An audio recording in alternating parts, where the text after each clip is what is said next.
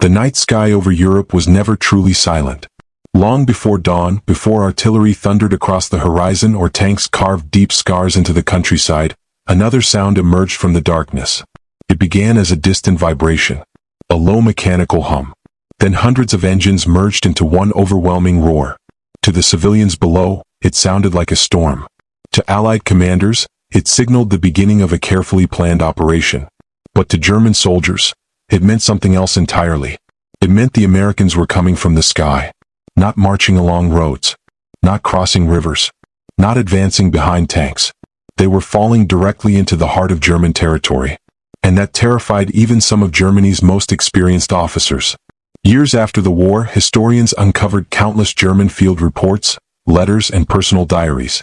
Again and again, one pattern appeared. German officers described American paratroopers differently than ordinary infantry. They wrote about confusion. They wrote about relentless aggression. They wrote about soldiers who seemed impossible to predict. Some admitted that once American airborne troops landed, entire defensive plans collapsed within hours. One officer wrote that fighting them felt like battling ghosts. Another described them as men who appeared everywhere at once. These weren't exaggerated stories created after the war. Many were written while the battles were still raging. When fear is written in ink during combat, not years later, it carries a different kind of truth. Because these men weren't politicians. They weren't journalists. They weren't trying to impress anyone. They were professional soldiers recording what they had witnessed with their own eyes. And what they witnessed challenged everything they believed about warfare. This is the story of why German officers, many of them veterans of campaigns across Europe, filled their diaries with warnings about America's airborne divisions. Because these weren't ordinary soldiers. They were volunteers. Every one of them accepted a mission with odds few others would willingly face. Jumping from an airplane in wartime during the 1940s was unlike modern military parachuting. There was no advanced GPS, no precision navigation, no guided parachutes, no guarantee you'd even land near your unit. Many never did. Some landed miles away. Some descended into flooded fields. Others came down surrounded by enemy troops before they could even remove their parachutes. Training reflected that brutal reality. Candidates were pushed until exhaustion. Long marches, obstacle courses, live-fire exercises, night operations, endless physical punishment. The instructors had one simple philosophy. If a man couldn't keep moving after reaching complete exhaustion, he wouldn't survive behind enemy lines. Thousands volunteered. Many quit. Those who graduated earned something that became one of the most recognizable military symbols of World War II. The Silver Parachutist Badge. But earning the badge was only the beginning. Because unlike regular infantry divisions, airborne soldiers were expected to fight alone. Sometimes for hours. Sometimes for days. Without heavy weapons. Without tanks. Without artillery. Without immediate reinforcements. Everything they carried had to fit on their bodies. A rifle. A few magazines. Grenades. Medical supplies. A knife. Extra ammunition. Sometimes nearly 100 pounds of equipment. Then they jumped into darkness. No one could promise where they would land. Only where they were supposed to land. That difference often decided who lived and who died. German intelligence initially underestimated these new American formations. To many German commanders, parachute troops looked like specialized raiders. Useful for sabotage. Useful for capturing bridges. But not capable of sustaining prolonged combat. That assumption would become one of the greatest intelligence failures of the war. Because American airborne doctrine wasn't built around small raids. It was built around chaos. The objective wasn't simply to seize one location. It was to overwhelm an entire defensive system. Destroy communications. Confuse headquarters. Capture crossroads. Delay reinforcements. Force German commanders to fight in every direction at once. A commander who no longer understood where the enemy actually was already losing. German military planning depended heavily on organization. Orders flowed through carefully structured chains of command. Units moved according to detailed operational plans. American airborne operations attacked that very structure.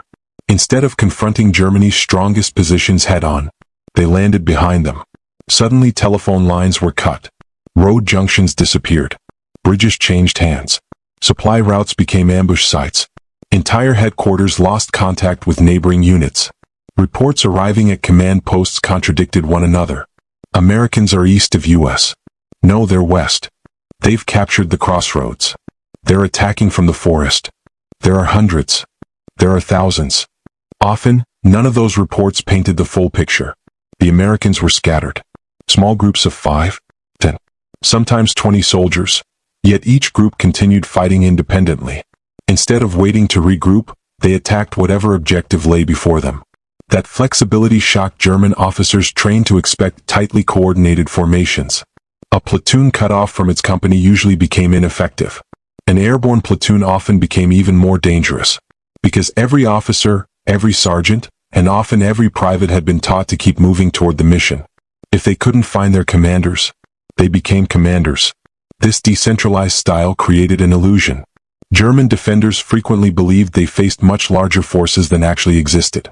A crossroads defended by 12 determined paratroopers might be reported as an entire battalion. Machine gun fire echoed through hedgerows. Rifle shots erupted from multiple directions. Small patrols struck supply convoys throughout the night. To exhausted defenders, it felt as though Americans surrounded them completely. That psychological effect became one of the airborne's greatest weapons. Fear spreads faster than facts, and confusion spreads faster than fear. By the time headquarters realized the true size of the American force, critical hours had already been lost. Those lost hours often changed entire battles. Even before many famous operations, German officers had begun noticing a disturbing pattern. Whenever American airborne units appeared, resistance became unpredictable. Normal military logic stopped working. Roads considered secure suddenly became death traps. Rear areas turned into front lines. Support personnel found themselves under attack. Convoys disappeared. Messages never reached headquarters. Nothing happened where German commanders expected. Everything happened where they didn't. One officer later compared it to trying to extinguish a forest fire during high winds. Every time one problem was solved, 3 more appeared somewhere else. But despite growing concern, many senior German commanders still believed airborne operations could be crushed once troops landed. After all, paratroopers arrived lightly armed. They lacked tanks, heavy artillery, large ammunition reserves. Surely concentrated counterattacks would eliminate them quickly. It sounded logical. On paper, reality would prove very different. Because what German officers hadn't fully understood was that American paratroopers possessed something impossible to measure on battlefield maps. Initiative, independent decision-making, and an aggressive fighting spirit that refused to collapse even after plans went wrong. Sometimes, especially after plans went wrong. Soon, those assumptions would be tested in combat for the first time on a massive scale. An island in the Mediterranean would become the proving ground. There, German officers would begin writing diary entries unlike anything they had written before. Not about tanks, not about bombers, not about overwhelming numbers, but about soldiers who fell from the night sky and refused to disappear. Chapter 2. Hitler's elite meet America's new warriors. July 1943. The Mediterranean shimmered under the summer sun, hiding the largest amphibious invasion the Allies had attempted since the war began. Its code name was Operation Husky. More than 160,000 Allied soldiers were preparing to invade the island of Sicily, hoping to knock Italy out of the war and open the door to mainland Europe. The beaches would be assaulted by British and American infantry. But before the first landing craft touched the shore, another force was already on its way.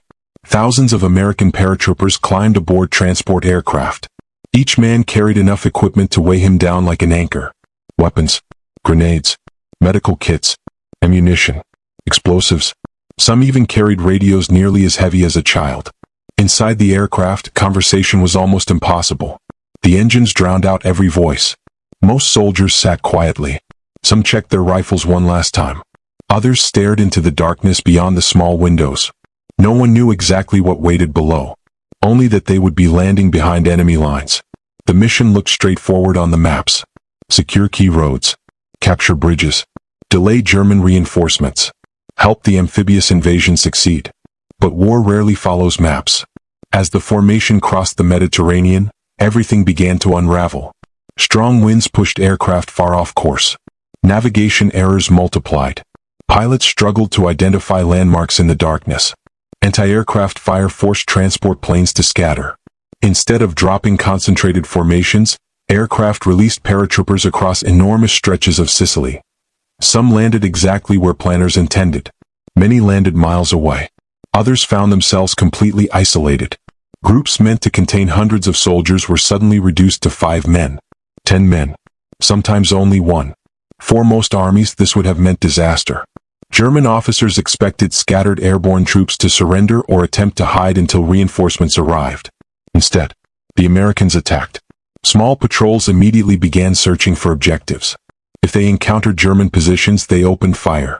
If they found bridges, they defended them. If they discovered crossroads, they blocked them. Without waiting for orders. Without asking permission. German intelligence officers struggled to understand what they were seeing. Reports flooded headquarters. Enemy parachutists northeast. Enemy parachutists southwest. Enemy roadblocks everywhere. Enemy attacking supply convoy.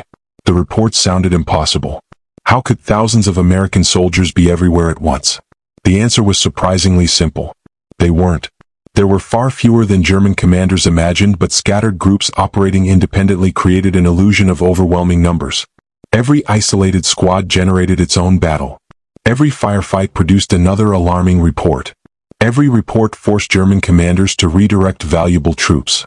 The result was confusion on a massive scale. Entire reserve units spent hours chasing phantom battalions that never existed. Some German commanders delayed planned counterattacks because they believed American airborne divisions had already surrounded them. In reality, those divisions were often fewer than 20 determined soldiers. One German officer later admitted that identifying the actual strength of American airborne forces became nearly impossible during the invasion. Every captured crossroad suggested another major landing. Every destroyed telephone line hinted at a larger offensive. Every ambush raised the same unsettling question. How many more were out there? For the American paratroopers, uncertainty became an advantage. Training had prepared them for exactly this situation. They weren't taught to wait for perfect conditions. They were taught to create opportunities.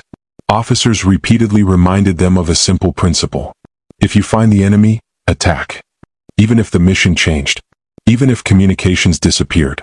Even if they were completely alone. This philosophy transformed chaos into momentum. One scattered squad captured prisoners. Another destroyed vehicles. Another secured high ground. Another ambushed reinforcements heading toward the beaches. None of these actions had been coordinated. Yet together they achieved exactly what Allied commanders needed. German reaction became slower. Road movement became dangerous. Communication collapsed across large areas. Perhaps most surprising of all, the Americans maintained an extraordinary level of confidence despite being isolated. German soldiers noticed it almost immediately.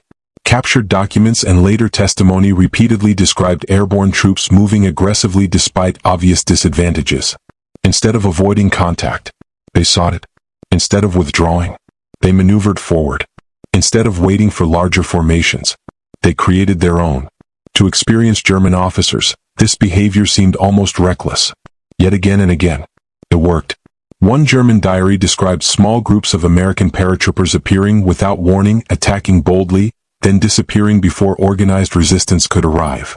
Another officer wrote that every report seemed exaggerated because the same handful of Americans kept appearing in different locations. Roadblocks established at dawn seemed to reappear miles away before noon.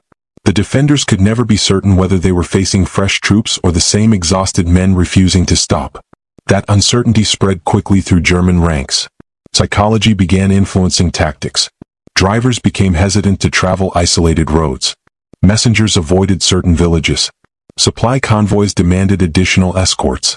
Even artillery batteries repositioned themselves because commanders feared surprise attacks from behind. Every precaution consumed precious time. Time was exactly what the Allies needed. Meanwhile, the invasion beaches continued filling with American and British forces. The airborne mission had not unfolded according to plan. In fact, many historians consider the Sicilian airborne drop one of the most scattered operations of the war. But what should have been a catastrophic failure produced an unexpected lesson. Scattered airborne troops could still accomplish strategic objectives, sometimes even more effectively than concentrated formations. German commanders learned another lesson as well. Destroying American paratroopers was far harder than expected. Traditional tactics assumed enemy formations depended on headquarters for direction. Airborne soldiers did not. Killing one officer rarely stopped the mission. Another immediately took command. Destroying one radio changed little. Most isolated groups already had no communications. Breaking unit cohesion accomplished almost nothing. The units had already been broken apart during the drop, and yet they continued fighting. This resilience impressed even German veterans. Many had fought Soviet armies, French armies, British forces, Polish resistance. But American airborne troops displayed a level of individual initiative that demanded attention. It wasn't simply courage. German officers had seen courage before. It was adaptability. One officer reportedly observed that American paratroopers behaved as though every man carried the authority of a commander. That observation captured something fundamental. American airborne doctrine deliberately encouraged independent decision-making. Junior leaders received authority that many German soldiers would never possess. Sergeants planned attacks. Corporals organized defenses. Privates made tactical decisions when necessary. This flexibility allowed tiny groups to remain effective long after ordinary units would have collapsed. German doctrine, by contrast, valued initiative but relied more heavily on maintaining organized formations and clear command structures. Against conventional enemies, that system worked exceptionally well. Against airborne troops scattered across the countryside, it struggled. By the end of the Sicilian campaign, German commanders had begun changing their assumptions. Airborne troops were no longer viewed as lightly armed commandos. They represented a new kind of battlefield threat, one capable of turning the enemy's rear areas into active combat zones within hours. Field reports recommended stronger security around bridges, additional patrols behind the front lines, faster reaction forces, improved communications. The diaries became increasingly urgent. No longer were American paratroopers dismissed as temporary nuisances. They had earned professional respect, and in some cases, professional fear. But Sicily was only the beginning. The Americans had learned valuable lessons of their own. They improved navigation, refined training, expanded airborne doctrine, prepared for even larger operations. Less than a year later, thousands of American paratroopers would once again climb into transport aircraft. This time, their destination would not be a Mediterranean island. It would be occupied France. The mission would become one of the most famous airborne operations in military history. The beaches of Normandy would capture the world's attention. But hidden behind the headlines, German officers would fill their diaries with some of the most revealing observations they ever wrote about America's airborne soldiers. Because on the night before D-Day, the men falling from the sky would plunge an entire German defensive system into chaos before the first landing craft ever reached the shore. Chapter 3, Normandy, Night of Chaos. June 5, 1944. As darkness settled over southern England, thousands of American paratroopers gathered around waiting aircraft. The atmosphere was unlike anything they had experienced before. This was not another training exercise. This was the beginning of the largest amphibious invasion in history. Every soldier understood the stakes. Failure could doom the invasion before the first infantrymen stepped onto the beaches. Success could change the course of World War II. Inside crowded C-47 transport planes, faces were streaked with camouflage paint. Equipment weighed heavily on tired shoulders. Some men carried more than 100 pounds of gear. Rifles, grenades, ammunition, explosives, rations, radios, and medical supplies. Many had written letters home only hours earlier. Some would never see those letters delivered. As midnight approached, more than 800 transport aircraft lifted into the sky. Behind them came hundreds of gliders carrying artillery, jeeps, anti-tank guns, and reinforcements. The formation stretched for miles. From the ground, French civilians looked upward as the night sky seemed filled with endless engines. For the German defenders, the sound was impossible to ignore. Radar operators detected large formations crossing the English Channel. Anti-aircraft batteries opened fire. Searchlights pierced the darkness. Within minutes, the skies above Normandy became a maze of exploding shells, tracer rounds, and smoke. Pilots fought desperately to stay on course. Some aircraft were hit. Others swerved violently to avoid collisions. Formation discipline began to break down. Navigation became increasingly difficult. Then came the order every paratrooper had been waiting for. Stand up. The red warning light inside each aircraft glowed brightly. Men checked each other's parachutes one final time. Static lines were hooked into overhead cables. No one spoke. The roar of the engines drowned out every thought except one. Survive. A moment later, the light turned green. Thousands of Americans disappeared into the darkness. But once again, the carefully planned operation immediately encountered chaos. Heavy clouds, smoke, anti-aircraft fire, and confused navigation scattered airborne units across Normandy. Some companies landed exactly where they were supposed to. Others landed miles away. A few dropped directly into flooded fields deliberately created by the Germans to stop airborne assaults. Weighted down by equipment, many soldiers drowned before ever firing a shot. Others landed in trees. Some crashed through rooftops. Many became separated from their officers within seconds of touching the ground. From a military planning perspective, it looked like disaster. Yet what happened next stunned the German command. Instead of disappearing into confusion, the Americans adapted. Small groups formed almost immediately. 5 strangers from different companies became a squad. A lieutenant missing his platoon joined another unit. A medic found himself fighting beside engineers. Nobody waited for perfect organization. They simply moved toward the sound of gunfire. One of the most famous moments came when Brigadier General James Gavin, later known as the Jumping General, landed far from his intended drop zone. Rather than searching for his headquarters, Gavin gathered whoever he could find and moved toward the mission. His actions reflected the philosophy drilled into every airborne soldier. Find the objective. Complete the mission. Keep moving. Across Normandy, hundreds of isolated groups did exactly the same thing. Some captured bridges. Others destroyed German artillery positions. Engineers blew up key roads. Machine gun teams blocked reinforcements heading toward Utah Beach. Communications cables were cut. Road signs were removed or reversed to confuse German units. Every action, no matter how small, added another layer of uncertainty. Inside German headquarters, reports became increasingly contradictory. Enemy parachutists near St. Mir-Église. Enemy attacking west of Corentin. Americans behind our artillery. Bridges under attack. Roads blocked. The enemy is everywhere. Officers struggled to separate fact from rumor. One report claimed hundreds of paratroopers had landed in a particular village. Another insisted thousands had surrounded nearby crossroads.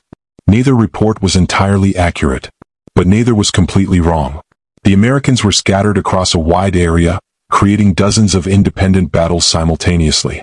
Every local commander believed his sector faced the main attack. That was exactly the effect the airborne operation was designed to create. German commanders could no longer identify where the true Allied effort was developing. Instead of concentrating reserves against the invasion beaches, they dispersed valuable troops across the countryside hunting scattered airborne units. Hours passed. Then more hours.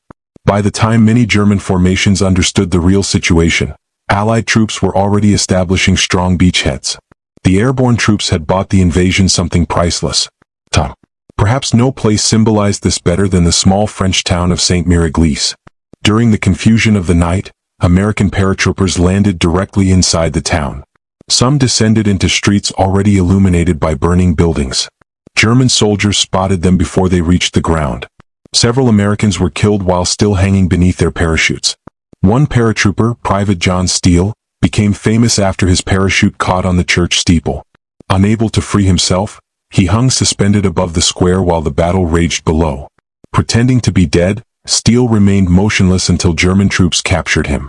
He later escaped and rejoined his unit. The incident became one of the enduring images of D-Day. But while Steele fought for survival, countless other airborne soldiers were accomplishing missions that German commanders never anticipated. Road intersections disappeared from German control. Artillery observers were eliminated. Telephone exchanges stopped functioning. Supply vehicles vanished into ambushes. Entire battalions received orders that were already outdated before they arrived. The speed of the American advance astonished German officers. It wasn't because the Americans possessed overwhelming firepower. Often they did not. It was because they refused to stop moving. One German officer later wrote that American paratroopers attacked, without regard for their own isolation. Another described them as soldiers who appeared from hedgerows, orchards, and villages without warning. Every patch of countryside became a potential battlefield. Every farmhouse became suspicious. Every tree line might conceal another American patrol. The psychological impact grew stronger with every passing hour. German soldiers no longer trusted the security of their rear areas. Drivers traveled faster through quiet roads. Convoys doubled their guards. Messengers carried weapons ready in their hands instead of slung over their shoulders. Even officers began traveling with larger escorts. Fear was changing behavior, and behavior was slowing the German response. Perhaps the greatest strength of the American Airborne Divisions wasn't superior equipment. It was leadership at every level. When officers were killed, sergeants took command. When sergeants fell, corporals stepped forward. If necessary, experienced privates organized attacks on their own. There was no waiting for instructions that might never come. This decentralized style frustrated German commanders accustomed to defeating armies by disrupting their command structure. Destroying headquarters usually crippled a unit. But airborne formations seemed to function even after headquarters disappeared. It was as though every small group carried the battle forward independently.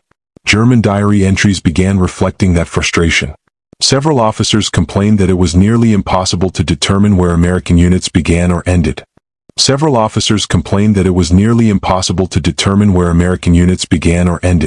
The front line no longer existed in the traditional sense. Instead, there were isolated pockets of resistance connected by constant movement. An American squad might attack from one direction in the morning, then strike somewhere completely different by afternoon. The result was an enemy that felt larger than it truly was. 4 German commanders trying to organize counterattacks. This uncertainty became a nightmare. Every delay favored the Allies. Every mistaken report weakened German coordination. Every hour allowed more troops, tanks, and supplies to pour onto the beaches. By sunrise on June 6th, the airborne mission had already achieved something remarkable.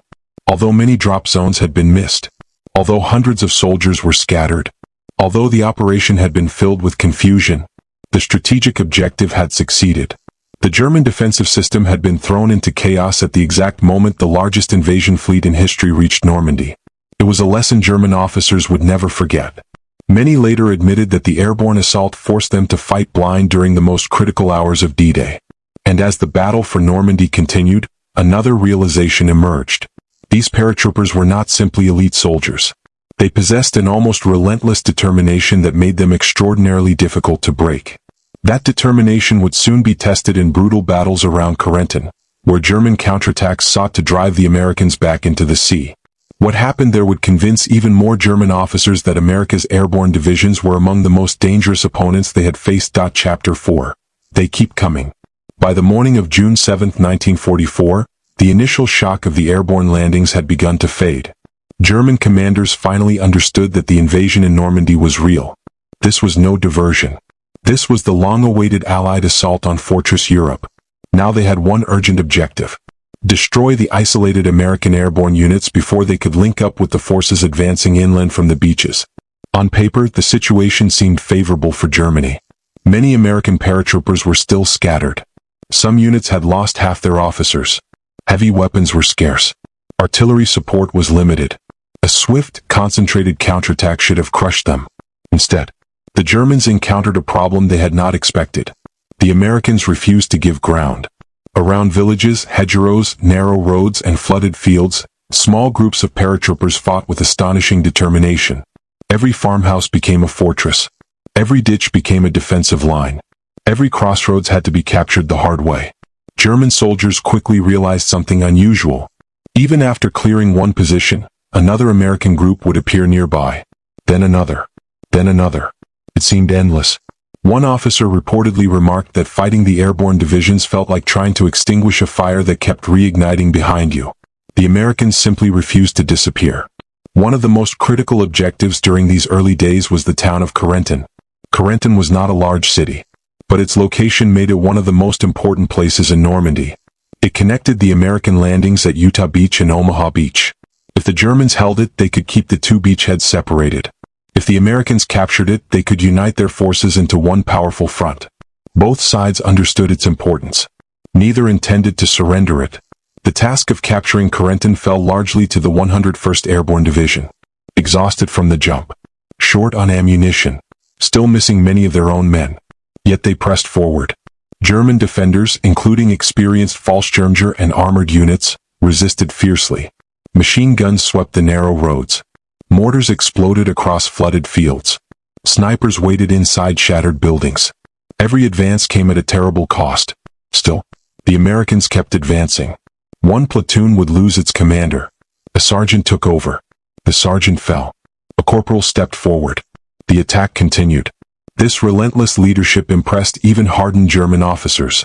They noticed that eliminating American officers rarely stopped the advance. Someone always assumed command. Someone always pushed forward. For German units accustomed to breaking enemy momentum by targeting leadership, it was deeply frustrating. American airborne doctrine had created something remarkably resilient. Leadership existed at every level. As one German veteran later observed, every American paratrooper seemed capable of becoming a leader the moment circumstances demanded it. The battle intensified on June 10th. American troops fought across narrow causeways surrounded by flooded marshland. There was almost no cover. Machine gun fire swept across open ground. Men fell with every step. Yet those behind them continued moving. German defenders expected the attacks to collapse under such heavy casualties. Instead, fresh groups emerged from the smoke. The pressure never stopped. Eventually, American forces entered Corentin itself. Street fighting erupted. House by house. Room by room. Grenades exploded through broken windows. Rifle fire echoed down narrow streets. By June 12th, the town was in American hands. But the battle was far from over. German commanders immediately organized a powerful counterattack. Supported by tanks and assault guns, elite troops advanced toward the exhausted paratroopers. This was the moment many German officers believed would finally destroy the airborne divisions. The Americans had been fighting for days. They lacked sleep, food was running low. Medical supplies were stretched thin. Many soldiers had not rested since landing. Everything suggested they were close to collapse. Instead, they held. Again, and again. When German armor pushed forward, American bazooka teams waited until the last possible moment before opening fire. Machine gun crews shifted positions constantly to avoid being surrounded. Mortar teams fired until barrels overheated. Medics crossed open ground under fire to rescue wounded comrades. The determination displayed during those hours became legendary within the airborne divisions. German officers noticed something difficult to explain. Most armies become less aggressive after several days of continuous combat. The American paratroopers seemed to become even more dangerous. Combat had stripped away hesitation. Every surviving soldier had gained experience. Every squad had learned to operate independently. Every officer understood that waiting invited disaster. One German diary described the Americans as constantly attacking, even when logic suggested they should defend. It was a remarkable observation. Instead of reacting to German moves, the airborne divisions frequently seized the initiative. Small patrols harassed enemy assembly areas before counterattacks could fully develop. Reconnaissance teams aggressively searched for weak points. Ambushes appeared along roads that had been considered secure only hours earlier. The Americans were forcing German commanders to respond rather than act. That reversal carried enormous consequences. Military history often rewards the side controlling the tempo of battle. Despite having fewer heavy weapons, the airborne divisions repeatedly dictated that tempo through speed, aggression, and initiative.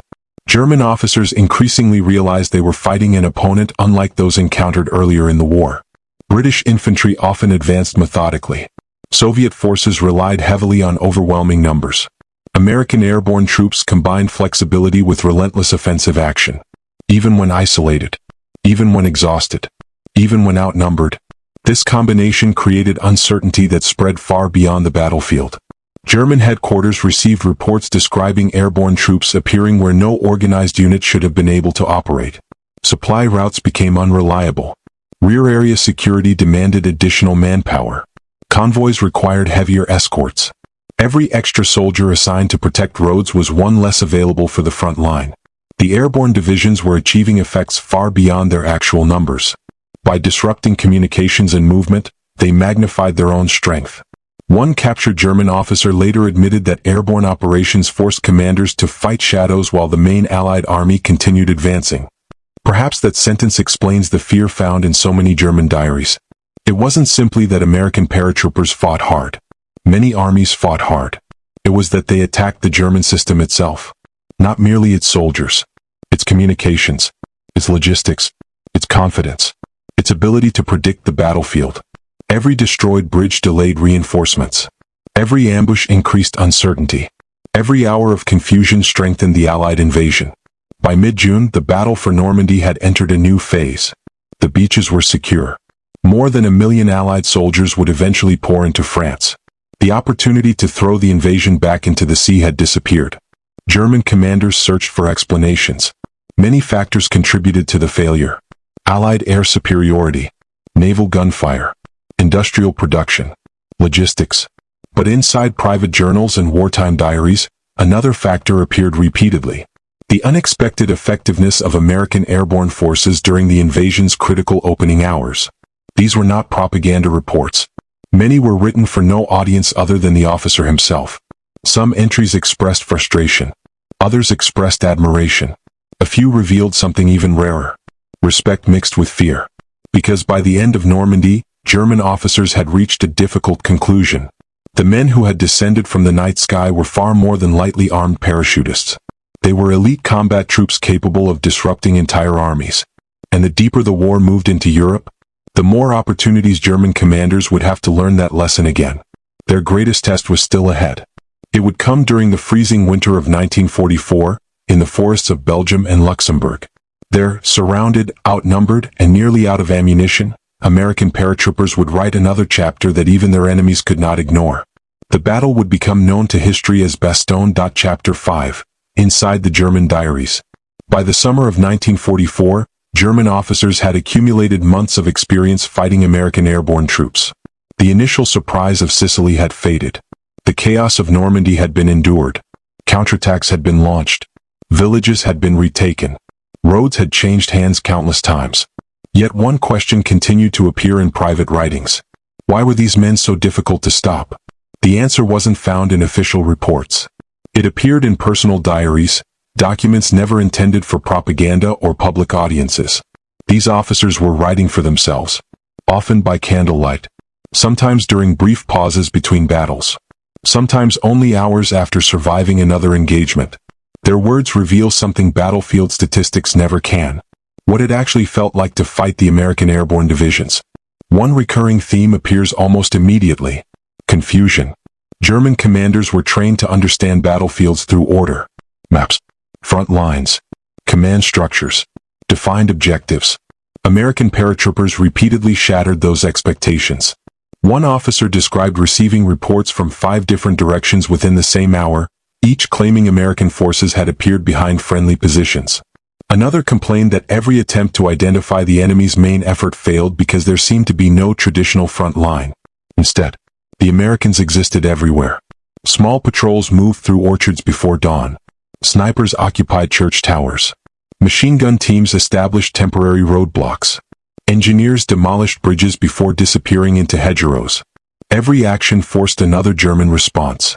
The officers writing these observations were not inexperienced recruits. Many had fought in Poland, France, the Balkans, North Africa, even on the vast Eastern Front against the Soviet Union. They had witnessed enormous battles involving hundreds of thousands of men. Yet these relatively small airborne formations created a level of uncertainty out of proportion to their numbers. Another theme appears again and again: initiative. Several German officers remarked that American paratroopers continued fighting effectively even after losing contact with higher headquarters.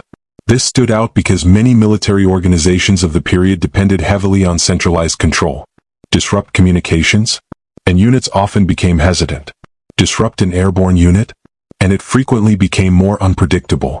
One officer summarized the problem in remarkably simple terms: every captured American seems to know what to do without waiting for orders. That observation reflected one of the greatest strengths of American airborne training. Mission came first. If commanders disappeared, the objective remained. If radios failed, the mission continued. If units became scattered, every group searched for something useful to accomplish. To German planners trying to restore order, this flexibility created endless frustration. Destroying a headquarters rarely ended the fight. Capturing an officer rarely stopped local resistance. Every surviving squad adapted independently. The battlefield refused to behave logically. Another striking pattern in the diaries involved speed. German officers repeatedly commented on how quickly airborne troops exploited opportunities. A bridge left unguarded for only a few minutes might suddenly be occupied. An abandoned crossroads became an American strongpoint before reserves could arrive. A temporary gap in the German line invited an immediate attack. One officer complained that the Americans moved faster than reports could reach headquarters. That sentence captures an important reality of World War II. Information traveled slowly.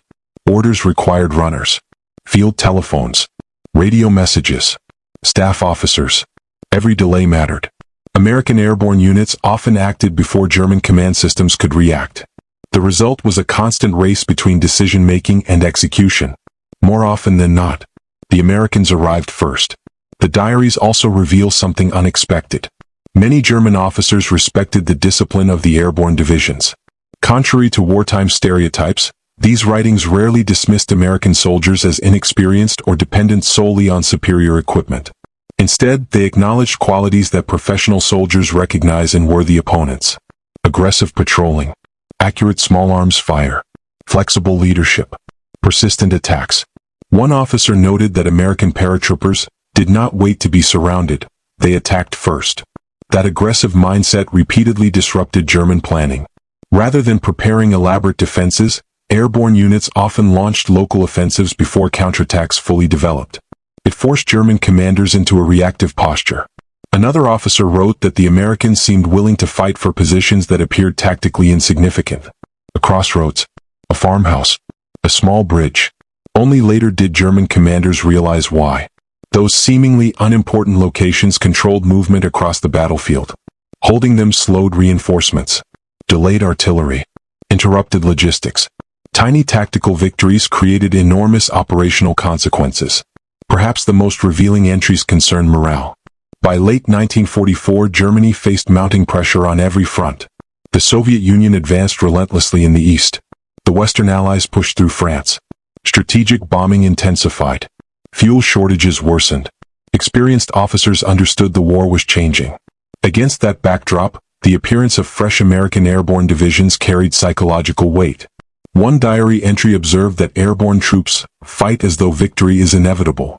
Whether or not that perception was accurate mattered less than the fact that German officers believed it. Confidence influences combat. Soldiers who believe they can win behave differently. They attack more aggressively, recover from setbacks faster, take calculated risks. American airborne troops projected exactly that confidence. Even after suffering heavy casualties, even after difficult drops, even after becoming isolated. To exhausted German defenders, that confidence seemed almost inexhaustible. The diaries never suggest that American paratroopers were invincible. Far from it. German forces inflicted heavy losses. Many airborne operations encountered serious problems. Drop zones were missed. Plans failed. Entire companies became scattered. Casualties mounted quickly. The officers recognized these weaknesses. But they also recognized something equally important. The Americans recovered from failure unusually fast. A poor landing rarely ended the mission. A disrupted attack often resumed within hours. Improvisation replaced planning. Initiative replaced perfect coordination. For German commanders accustomed to exploiting enemy mistakes, this resilience proved deeply frustrating. Perhaps that's why fear gradually entered their writings. Not panic. Not exaggeration. Professional concern. The kind of concern experienced officers develop after repeatedly encountering an opponent who refuses to behave as expected. One failed counterattack can be dismissed. Several become a pattern. By the end of 1944, that pattern was unmistakable. Whenever American airborne divisions entered a battle, German commanders prepared for prolonged, unpredictable fighting. They expected communications to fail, roads to become dangerous, rear areas to come under attack, junior American leaders to continue fighting despite casualties. The diaries reveal that these expectations became part of German operational thinking. In military terms, that represents something significant. An enemy has changed how you plan. An enemy has forced you to alter doctrine. An enemy has earned your respect. But respect alone was not what lingered in those handwritten pages. There was another emotion. One more difficult for professional officers to admit. Because every time the engines of American transport aircraft echoed across the night sky, German commanders knew exactly what might follow. Confusion, isolation, broken communications, unexpected attacks, and long days of exhausting combat against soldiers who seemed to appear from nowhere. Soon that fear would reach its greatest intensity. Not beneath the warm skies of Sicily, nor among the hedgerows of Normandy, but in the frozen forests of the Ardennes, where a desperate German offensive would collide with one of the most determined defenses of the entire Second World War. The place was Bastogne. And there, the reputation of America's paratroopers would become legend. Chapter 6, Bastogne and the Ardennes. December 16, 1944. The forests of the Ardennes lay buried beneath snow and ice. Visibility was poor. Roads were frozen. Thick fog grounded much of the Allied Air Force. It was exactly the kind of weather Adolf Hitler had been waiting for. Before dawn, more than 250,000 German troops, supported by nearly 1,000 tanks and assault guns, launched one final massive offensive in the west. The objective was bold: split the Allied armies, capture the Belgian port of Antwerp, and force the United States and Britain into negotiating peace. At first, the attack achieved complete surprise. American frontline divisions were overwhelmed. Entire defensive positions collapsed. Roads filled with retreating vehicles. German armored columns punched deep into Allied territory. For a brief moment, it appeared as though Germany had regained the initiative. The offensive created a massive bulge in the Allied front line. History would remember it as the Battle of the Bulge. But buried near the center of that bulge was a small Belgian town whose importance far exceeded its size. Bastogne. To an ordinary traveler, Bastogne looked unremarkable. A quiet town surrounded by forests and farmland. To military planners, however, it was priceless. 7 major roads converged there. Whoever controlled Bastogne controlled the movement of men, tanks, ammunition, fuel, and reinforcements across much of the Ardennes. German commanders understood this immediately. So did the Americans. There was only one problem. The nearest major Allied force capable of reaching Bastogne quickly was the 101st Airborne Division. Only days earlier, many of its soldiers had been resting in France after months of exhausting combat in Normandy and the Netherlands. They were tired. Many lacked winter clothing. Some had no proper boots for the freezing conditions. Several units were still rebuilding after heavy losses. Yet when the emergency order arrived, there was no hesitation. Within hours, thousands of paratroopers climbed aboard trucks and raced toward Bastogne through snow-covered roads. Unlike Normandy, there would be no parachute jump this time.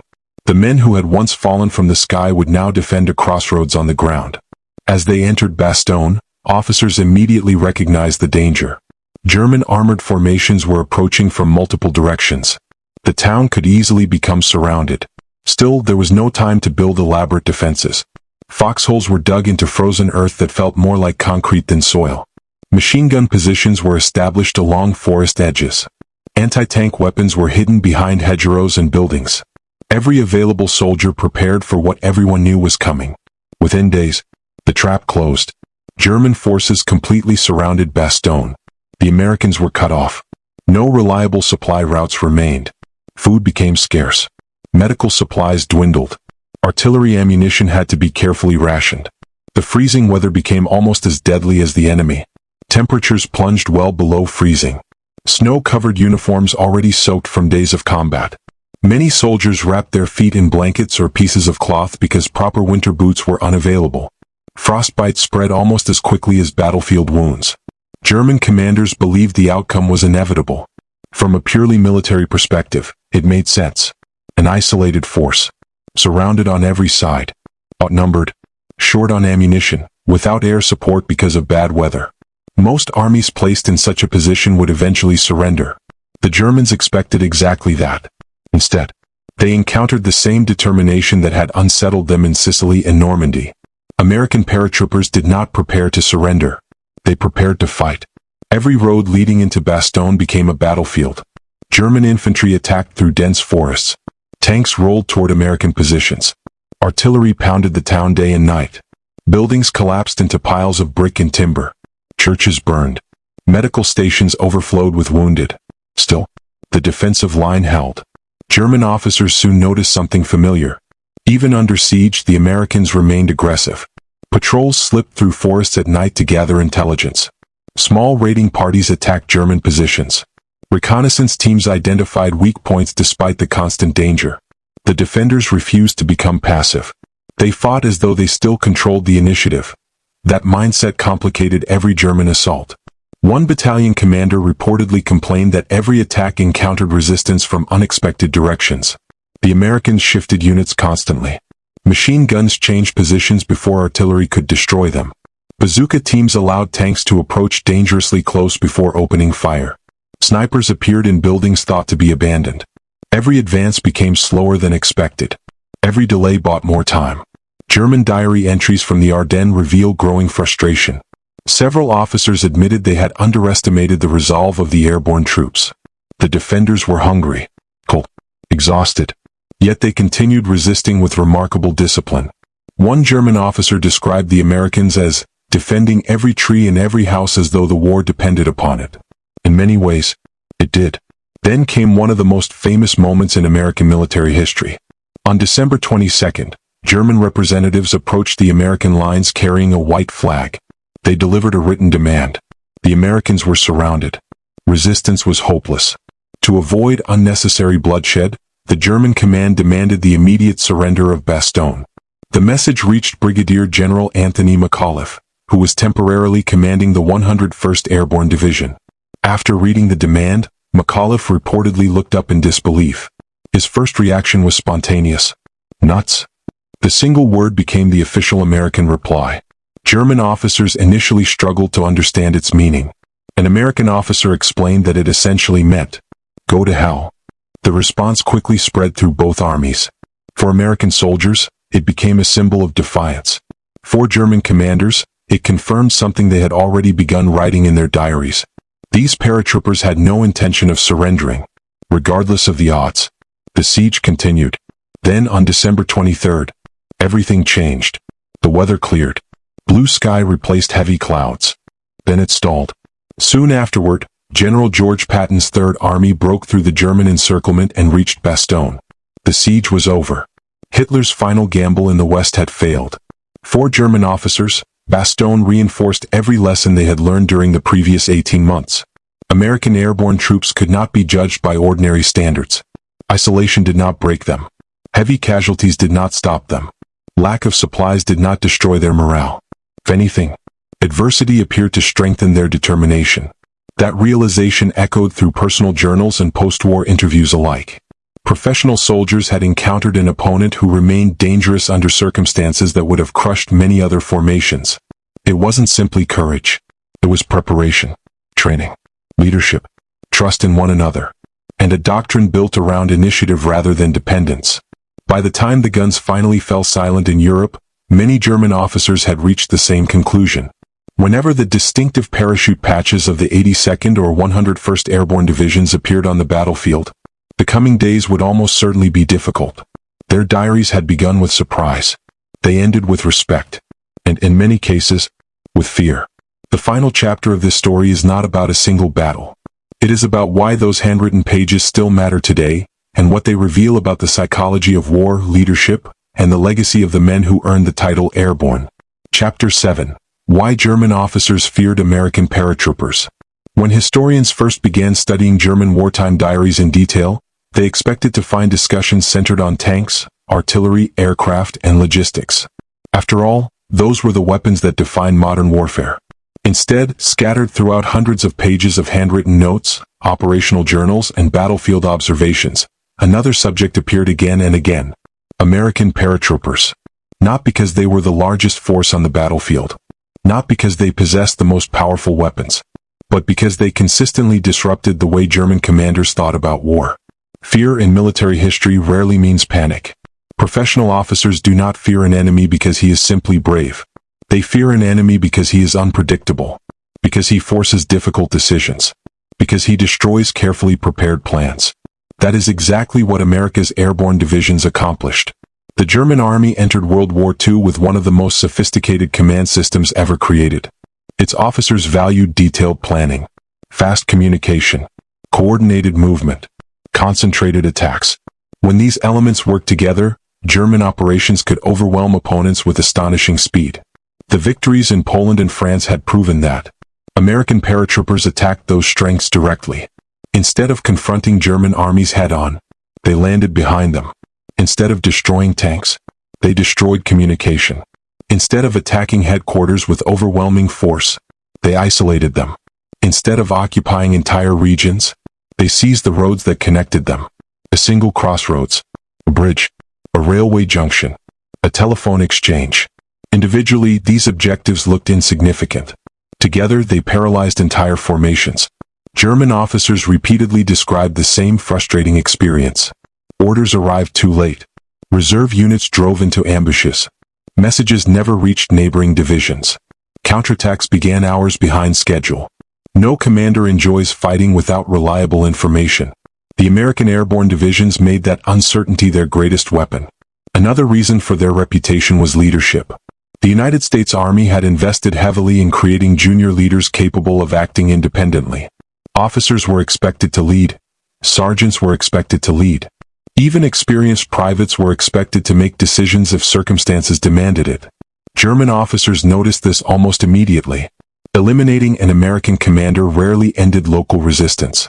Someone else stepped forward. Then someone after him. The mission continued. To experienced German commanders, this made the airborne divisions unusually resilient. Many military organizations depended on hierarchy. The airborne depended on initiative. That difference became painfully obvious whenever battle descended into confusion. And confusion followed almost every airborne operation. Ironically, what looked like failure often became success. Missed drop zones, broken formations, lost radios, separated companies. On paper, these were disasters. In practice, American paratroopers adapted faster than German planners expected. Scattered soldiers formed new squads. Junior officers combined unfamiliar units. Engineers became riflemen. Medics fought alongside machine gun crews. Everyone focused on one objective. Keep moving. Keep fighting. Keep disrupting the enemy. German commanders struggled to predict such behavior because it ignored traditional battlefield logic. Conventional armies sought to restore order before resuming operations. Airborne troops often fought effectively before order had even been restored. Then there was aggression. German diary entries frequently mention the same characteristic. The Americans attacked first. Even when isolated. Even when outnumbered. Even after difficult landings. This constant offensive mindset created psychological pressure. Every quiet road became suspicious. Every village demanded investigation. Every tree line might conceal another patrol. Rear areas no longer felt secure. Convoys required additional escorts. Messengers traveled armed and alert. Headquarters relocated more frequently. All of these precautions consumed time. Time became the Allies' greatest advantage. Perhaps the most misunderstood aspect of airborne warfare was its relationship with numbers. Many German officers later admitted they routinely overestimated the size of American airborne forces. The reason was surprisingly simple. Small units operated independently across enormous areas. 5 soldiers established a roadblock. 10 men ambushed a convoy. Another squad captured a bridge. Another cut communication lines. Each action generated separate intelligence reports. Headquarters interpreted these reports as evidence of multiple large formations. The illusion multiplied itself. Fear filled the gaps where information was missing. Military historians now recognize this as one of the airborne division's greatest strengths. Not deception through false information, but deception through relentless activity. The Germans rarely knew where the next attack would occur. Only that one probably would. Of course, none of this suggests the American paratroopers were invincible. Far from it. They suffered terrible casualties. Many jumps went horribly wrong. Aircraft were shot down. Paratroopers drowned in flooded fields. Entire companies landed miles from their objectives. Medical evacuation was often impossible. Hundreds never returned home. German soldiers fought with remarkable skill and determination throughout these campaigns. The battles were costly for both sides. Yet despite those hardships, the airborne divisions consistently achieved one objective above all others. They forced the enemy to react. In warfare, forcing your opponent to abandon his own plan is often more valuable than winning a single firefight. Again and again, German commanders postponed attacks, redirected reserves, changed routes, strengthened rear area security, rewrote operational orders. Not because thousands of American paratroopers surrounded them, but because they could not be certain where those paratroopers actually were. That uncertainty shaped decisions at every level of command. It also shaped memory. When surviving German officers later reflected on the war, many remembered specific weapons. The Soviet T-34. The British Typhoon, the American P-51 Mustang. But when they remembered soldiers, the airborne divisions appeared again and again, not because they were unbeatable, because they were unforgettable. The fear recorded in German diaries was ultimately rooted in respect. Respect earned through repeated encounters, through relentless determination, through discipline under impossible circumstances. Professional soldiers recognize qualities that transcend nationality: leadership, initiative, adaptability, courage. Those qualities appeared consistently in America's airborne forces. Today, the legacy of those men lives on far beyond the battlefields of Europe. The maroon beret, the silver parachute wings, the cry of airborne. These are more than military traditions. They represent a philosophy proven under some of the harshest conditions imaginable. A philosophy that transforms scattered soldiers into decisive fighting forces. A philosophy that convinced experienced German officers to fill their diaries with warnings unlike any they wrote about ordinary infantry. Because in the end, the greatest weapon carried by the American paratroopers was never their rifle. It was the confidence that, no matter where they landed, no matter how isolated they became, no matter how desperate the situation, they would find a way to complete the mission. And for the men ordered to stop them, that certainty was often the most frightening thing of all.